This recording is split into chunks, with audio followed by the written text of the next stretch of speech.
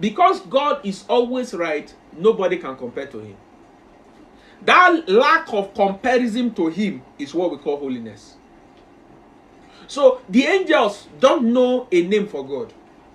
God didn't even give them the grace to give them his name.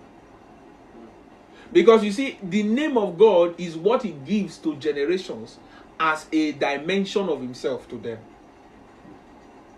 But you see, angels live in a perpetual realm.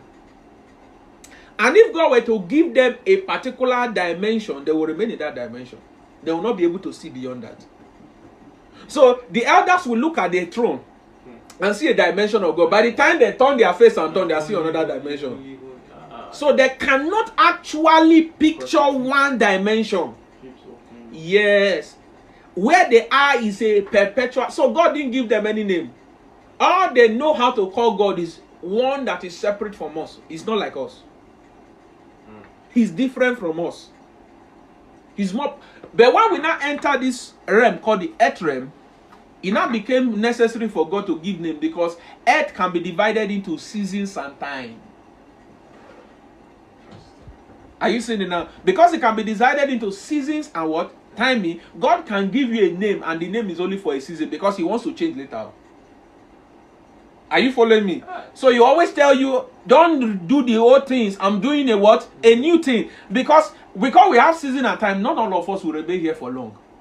We will just have an idea that, oh, there was a God that did this in the past. So now he's doing a new thing. So God in that realm, it will not become a stumbling block for him to continue to reinvent himself in our eyes. But in heaven, because of the jurisdiction, how the place is, God doesn't give names.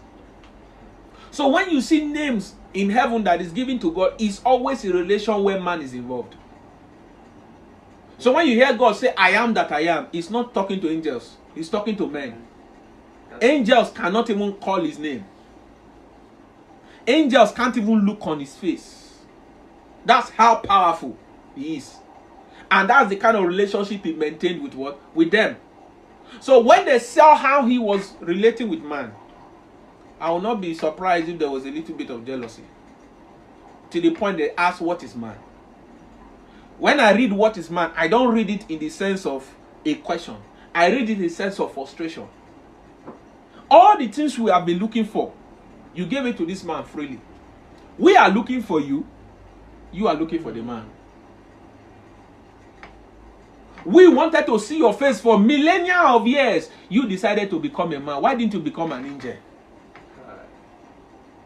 So everything that they were looking for, Jesus or God did it to man. So they were like, Kai, what is man now?